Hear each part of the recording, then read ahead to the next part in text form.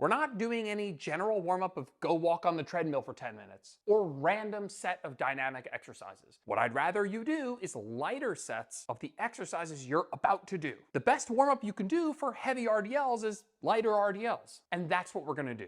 We're gonna start with higher reps and lighter weight and work our way up in weight and down in reps as we get closer to our working weight, so we can get some practice doing the lifts and gradually expose our body to heavier and heavier weight without those sets tiring you out. I'm gonna go through a couple real life examples at the end, but let's do some questions first. How many warm-up sets should you do? If you look at the bottom of the exercise description, I put down some advice to get you in the ballpark. But generally speaking, we wanna do more warm-up sets for more complex stuff like RDLs and barbell squats, and exercises where you lift heavier weights like hip thrusts and leg presses. And you'll need less warming up for simpler stuff where you don't lift as much weight like bicep curls and lateral raises and leg extensions. Less warming up, not none.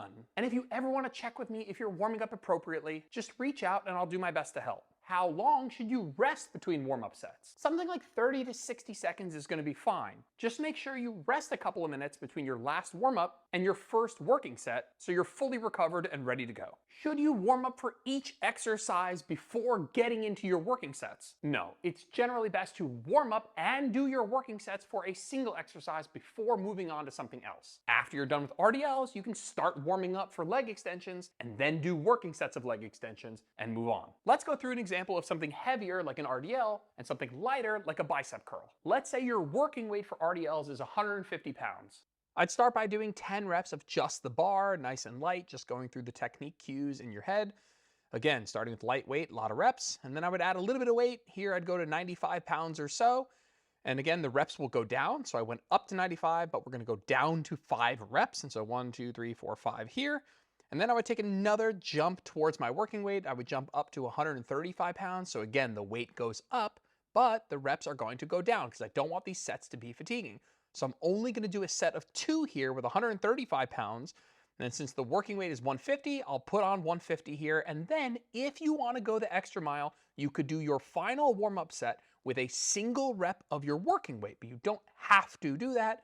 But I would recommend doing a full 2-minute rest between your last warm-up and your first working set. And then this is just an example of what that working set might look like. Now let's take something simpler and lighter like bicep curls.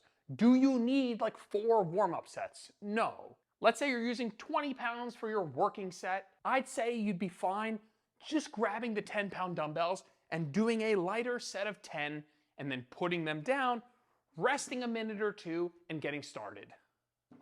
That doesn't mean don't warm up at all. It just means you don't need as many warm-up sets. The bicep curl isn't a complicated technique and you're not lifting that much weight. So let's recap. The best warm-up for an exercise is lighter sets of that exercise. You'll need more warm-up sets for heavier, more complex stuff like RDLs and back squats and hip thrusts and leg presses, and less warm-up sets for lighter, less complicated stuff like bicep curls and lateral raises and leg extensions. And I'll always give you a suggested amount of warm-ups in the exercise description, so give it a read. Rest about 30 to 60 seconds between warm-ups, and rest a full couple of minutes between your last warm-up and your first working set so you know you're fresh. Warm up by doing lighter weight and higher reps, and gradually increasing the weight and decreasing the reps as you get closer to your working weight so you can gradually expose the muscles to heavier weight without tiring out. If you have any questions or you want to check with me if you're doing it right, don't hesitate to reach out.